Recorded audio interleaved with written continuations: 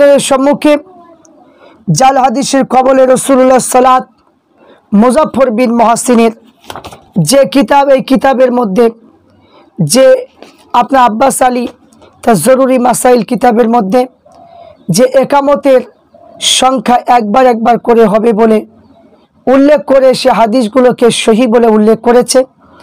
তাই সেই দুটো হাদিসকে মানে সহি হবে কি না সেই সম্পর্কে আলোচনা করব এই পর্ব নম্বর 4। এটা শেষ এই মানে কি পর্বই যথেষ্ট আপনারা উত্তর আশা করছি আপনারা পাবেন।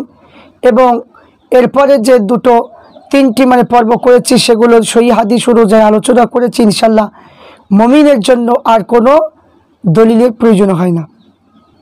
বিশ্বাস করাটাই মানে কি যে আপনার বিশ্বাস করাটাই হলো আমাদের ঈমান। কারণ মুমিনের জন্য একটা দলিলই হচ্ছে যথেষ্ট, হাজারটা দলিল নয়। যারা মানবে না, যাদের কপালে মানে কি তকদিরে লেখা আছে, তারা আহলে হাদিস লা মাযহাবি জাহান্নামী দল হবে, মানে 72 দলের মধ্যে তারা অন্তর্ভুক্ত হবে। তারা কখনোই তারা ব্যাকা হবে না। যেমন মানে কি যে কুকুরের ল্যাজ যেমন মানে কি ব্যাকা, যতই আপনি মানে আপনার মানে 60 করতে যান না কেন তারা কখনো 60 হবে না। তাই যতই মানে কি সহি মতে দলিল দেওয়া হোক না কেন এরা কখনোই 60 হবে না, কারণ তারা তো গুমরাহি হয়ে গিয়েছে। তাই আমি আপনাদের কাছে বলবো যে আমাদের জামাতের ভাইদের জন্য, যে সুন্নি জামাতের ভাইদের জন্য তাদেরকে বলবো যে আপনারা তাদের কথা শুনবেন না। তাদের যে বইটাকে যে জাল হাদিসের কবলে রসুলুল্লাহর সালাত, এই বইটা আমি দাফন করে দিয়েছি, কবর দিয়েছি, মাটি দিয়েছি। মিনহা খলাকনাকুম ওয়া ফিহা নুঈদুকুম ওয়া মিনহা নুখরিজুকুম তারাতান উখরা, এই বলে মাটি দিয়েছি। এই মাটি যে দোয়া পড়ি সেই দোয়াটাও নাকি পড়া যাবে না, নাই তারা কোনো হাদিসে পাওয়া যায় না। তো কোরআনের দলিল থাকা, কোরআনে আয়াত আছে, কোরআনের দলিল থাকা সত্ত্বেও সেটা আবার মানে প্রয়োজন কিসের? এটা তো দলিল হিসাবেই তো সাব্যস্ত হয়েছে। তাই সেই দোয়া ওরা পড়ে না, তাই আমি সেই দোয়া পড়ে এই বইটাকে দাফন করে দিলাম। তাই আমি আপনাদের সম্মুখে এই হাদিস দুটো মানে কি যে তার সহি কিনা সেই সম্পর্কে আলোচনা করব। আসুন একটু দেখি। তো একামতের বাক্যগুলো একবার করে পড়া ব্যাপারে একটা মাত্র সহি হাদিস আছে, বুখারী মুসলিম সহ অনেক হাদিস কিতাব বর্ণনা হয়েছে। তো হাদিসগুলো মানে কি হযরতে আনাস থেকে বর্ণনা করেছে, বেলালকে নির্দেশ দেওয়া হয়েছে যে আজানের বাক্যগুলো জোড়া বলতে আর একামতের বাক্যগুলো বেজোড় বলতে হাদিসে বাহ্যিক অর্থ থেকে বোঝা যায়। তো একামতের বাক্যগুলো একবার করে বলতে হবে, একবার করে বলতে হবে। তো এই হাদিসের মানে বাহ্যিক অর্থ অনুসারে আমল করে তারা কিন্তু এর উপর পুরোপুরি আমল করে না, কেননা সকলেই শুরু এবং শেষ মানে কি আল্লাহু আকবার দুবার করে বললেন, কিন্তু এতে জোড়া সংখ্যা। তো ইমাম নববী রাহমাতুল্লাহ আলাইহি মুসলিম শরীফের ব্যাখ্যায় সমস্যার সমাধান করেছেন। তিনি আল্লাহু আকবার দুবার বললেও এক নিঃশ্বাসে বলা হয়, তাই এটাকে একবার অর্থে ধরা হবে, তাই জোড়া ধরা হবে না। হানাফি আলেমগণ বলে যে এই কথা তো অন্যান্য বাক্যগুলো ক্ষেত্রে বলা যায়। তাই অন্যান্য বাক্যগুলো যদি এক নিঃশ্বাসে পড়া হয় তাহলে দুবার করে পড়লে একবারই ধরা হবে, জোড়া ধরা হবে না। প্রতিটি বাক্যই বলা হচ্ছে দুবার করে, কিন্তু এক নিঃশ্বাসে বলার কারণে তাকে বেজোড় ধরা হবে। এই হিসাবে হানাফি মতে আদৌ হাদিসের বিরোধী নয়, কেননা তারা বলেছে সুন্নাত হলো প্রথম 4 বার আল্লাহু আকবার এক নিঃশ্বাসে পড়বে, যাতে বেলালের হাদিস অনুসারে আমল হয়ে যায়। তাহলে যদি হাদিসের বাস্তব পক্ষে বেজোড় অর্থ ধরা হয় তাহলে বলবো ওলামায়ে কেরামের অনেক মতে হাদিসটা মানসুখ। তা এই হাদিসে একবার করে বলতে বলা এটি পূর্বে ছিল, পরবর্তীকালে এই হাদিসটি রহিত হয়ে গেছে। তাহলে প্রমাণ পূর্ববর্তী হাদিসগুলো ইমাম তাহাবি বলেছেন যে পরবর্তী বেলাল একামতে বাক্যগুলো দুবার করে বলতেন, যা বহু সংখ্যক হাদিস দ্বারা প্রমাণিত। বোঝা গেল তিনি পরে এই নিয়ম অনুসরণের জন্য আদিষ্ট হয়েছিলেন। এখানে খোদ আল্লামা শৌকানি সে বলেছে যে যিনি নিজেও লা মাযহাবি ছিলেন, এই শৌকানি তিনি নিজেও মানে কি লা মাযহাবি ছিলেন। ওই লা মাযহাবিদেরই তো গুরু মানে কাজী শৌকানি। তাহলে তার সম্পর্কে মানে একটা ভিডিও করব, সে মানে কি তার মশলাগুলো কেমন ছিল সেই সম্পর্কে। তো এখানে আবু মাহজুরা হাদিস ভিত্তি বেলাল একবার বলা আমলকে মানসুখ রহিত বলে মত প্রকাশ করেছিলেন। প্রসিদ্ধ গ্রন্থ নাইলুল আউতা কিতাবের মধ্যে লিখেছে হজরতে বেলাল থেকে একবার বলা আদেশ, সম্মানিত হাদিসটি আগে হজরতে মাহজুরা হাদিস তার পরে, কারণ এটা মক্কা বিজয়ের পরে ঘটনা। আর আবু মাহজুরে মক্কা বিজয়কালে ইসলাম গ্রহণ করেছিলেন। তা হজরতে বেলালকে বেজোর শব্দ একামত দিতে বলা হয়েছিল প্রথম যখন আজানের বিধান দেওয়া হয় সেই সময়। কাজে হজরত আবু মাহজুরা হাদিস এটাতে রহিত করে দিয়েছে। আবু সাইক রহমাতুল্লাহ বলেছেন বেলাল মিনা রসুলুল্লাহর উপস্থিত আজান ও একামতের বাক্যগুলো দুবার করে বলেছিলেন।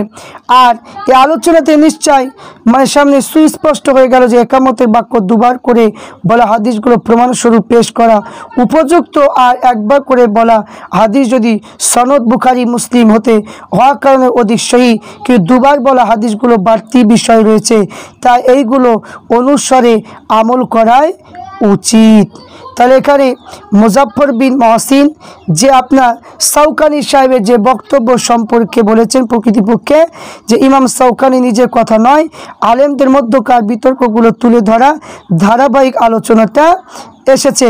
তাই এখানে সাউকানি নাইলুল আওতায় এটা বের করে দেখেছে যে তিনি এতটুকু বলতে ক্ষান্ত হয়নি, এই বক্তব্যের উপর আরও বলেছে যে অভিযোগ জবাব প্রদান করে হাদিস আলোকে মুজাফফর বিন মহসিনে অসত্য কথা কেন বলেছে তা তিনি ভালো জানেন।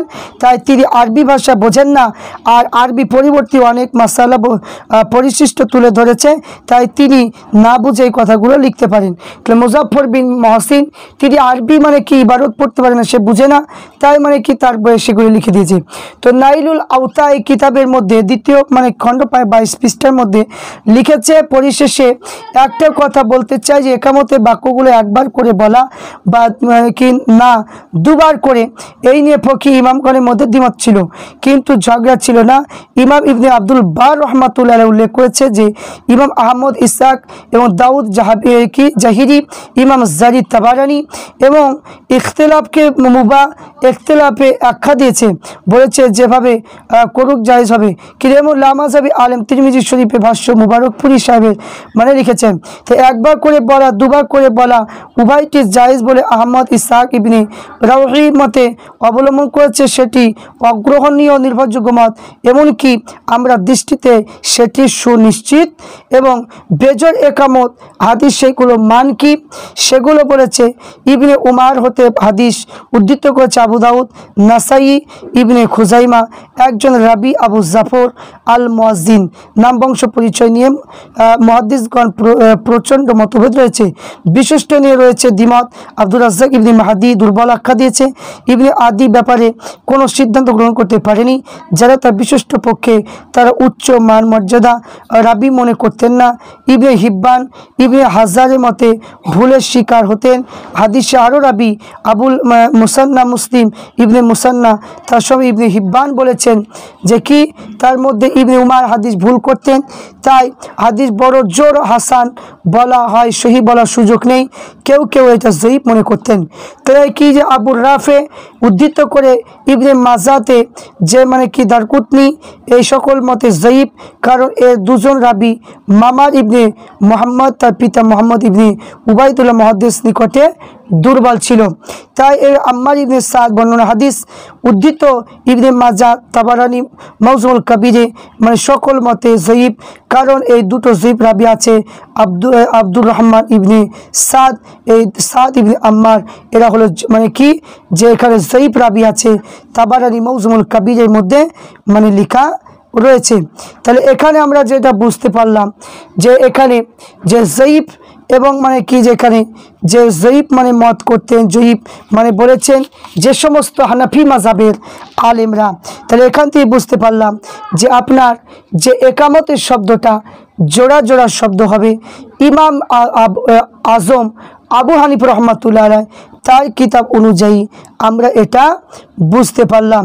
তাই এখানে যে একবার বা দুবার এটা বলে যারা জায়েজ করে, যে একবার বলে জায়েজ এটা কিন্তু নয়, মত অবলম্বন করে সেটা অগ্রহকর্ণ নির্ভরযোগ্য মত নয়, কারণ একবার এটা বলা চলবে না, দুবার কি বলা, এটা হলো হাদিস এবং কোরআন ইজমা কিয়াস অনুযায়ী মানে কি আমরা পেলাম, এবং ফিকহ কিতাব অনুযায়ী আমরা এটা জোড়া জোড়া শব্দ এটা আমরা পাবো ইনশাল্লাহ।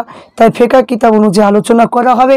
তাই মানে কি ৫ম নম্বর পর্বে ফিকহ কিতাব অনুযায়ী ইনশাল্লাহ আলোচনা করব। তাহলে এখান থেকে আমরা বুঝতে পারলাম যে ইকামতের শব্দ